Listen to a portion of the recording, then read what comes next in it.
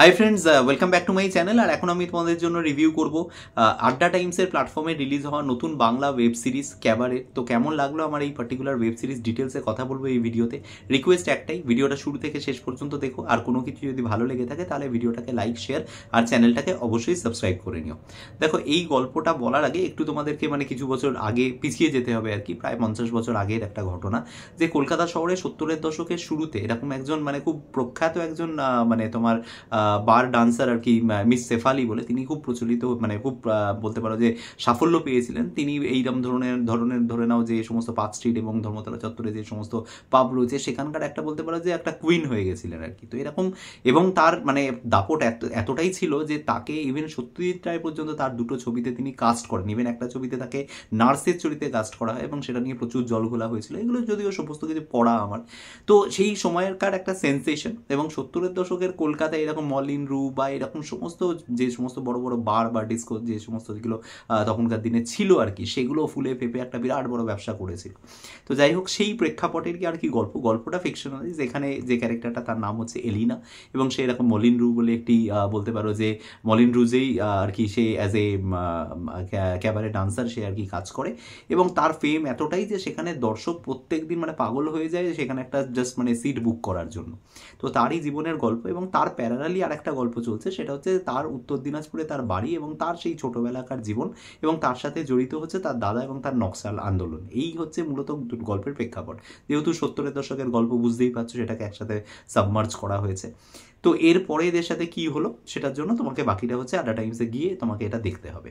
এখন positive side, negative side. দেখো, positive side যদি বলি সেটা হচ্ছে যে এই যে এইটা যে একটা ধরো ডান্স ফর্ম বা ফর্ম অফ আর্ট, এইটা নিয়ে কিন্তু সাধারণত আমাদের একটু বলতে পারো যে সমাজের উঁচু স্তরের মানুষদের একটু নাকশিটকিনি রয়েছে। কারণ এটাকে ধরা হয় ভীষণ ভালগার, এটাকে ধরা হয় ভীষণ বলতে পারো যে সেইভাবে সবার সামনে দেখা যাবে না বা কথা বলা যাবে না। কিন্তু এই আর্ট ফর্মটার হিস্ট্রি এবং সেটা কিভাবে তৈরি হয়েছে, সেখানে দেশে বিদেশে তার বলতে পারো যে প্রভাব কতটা, প্রতিপত্তি কতটা, এই সমস্ত জিনিসগুলোকে ছোটো ছোটো ইনসাইটস হিসেবে এখানে ইউজ করা হয়েছে। যে ইনফরমেশনসগুলো খুব ভালো, সেগুলো হয়তো গুগল করলে বা একটা ট্রিভিয়া চেক করলে হয়তো পাওয়া যেত, কিন্তু স্টিল এখানে যে ইনকর্পোরেট করা হয়েছে, যে এই আর্ট ফর্মটাকে যে রেসপেক্টটা দেওয়া হয়েছে, সেটা ভালো লাগছে। দ্বিতীয়ত যেটা বলবো সেটা হচ্ছে যে এখানে যে পূজা যে ক্যারেক্টারটা প্লে করছে যে মেয়েটি, সেই মেয়েটির জীবনের যে স্ট্রাগলসগুলো, তার ক্যারেক্টারের সমস্ত যে শেডসগুলো, তার যে জীবনের পুরো এন্টায়ার জার্নিটা খুব ভালো ক্যারেক্টার রাইটিং। পূজার ক্যারেক্টারটাও খুব ভালো লেখা হয়েছে, এবং সাথে হচ্ছে এখানে তোমার সত্যমকে দেখতে পাওয়া যাচ্ছে।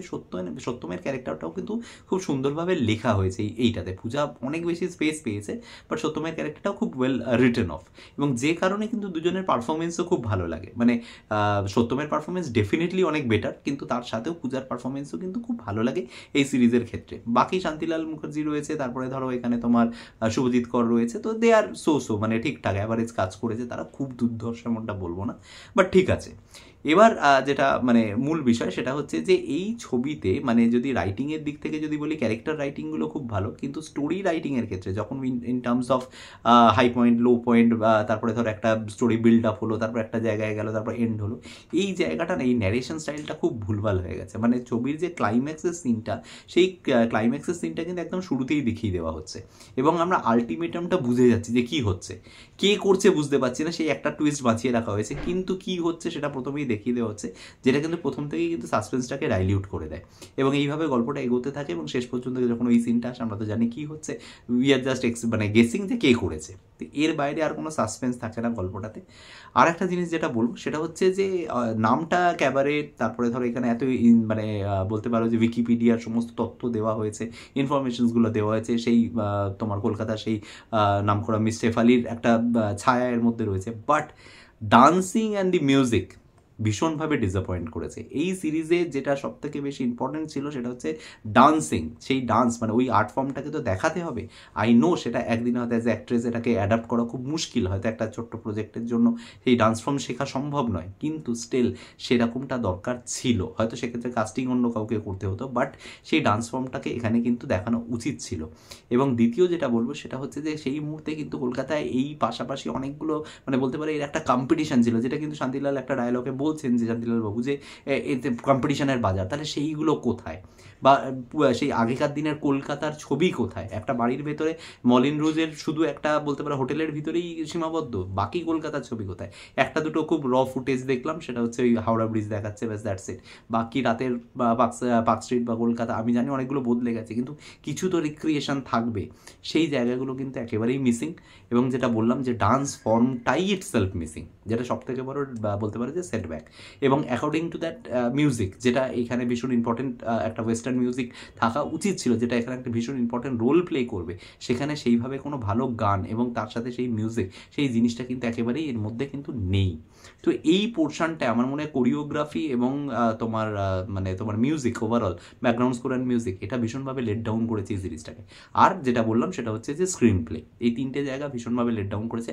আদারওয়াইজ ভেরি গুড এবং important topics picked, and secondly বলবো very good performance by both of them, but still overall এটা কিন্তু একটা অ্যাভারেজ সিরিজ হিসেবেই থেকে যাচ্ছে।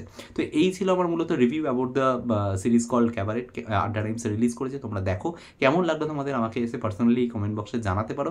কোনো কিছু যদি এই ভিডিও থেকে ভালো লেগে থাকে তাহলে ভিডিওটাকে লাইক, শেয়ার এবং চ্যানেলটাকে অবশ্যই সাবস্ক্রাইব করে নিও। দেখা হচ্ছে তোমাদের সাথে আমার পরের কোনো ভিডিওতে। Till then, bye by.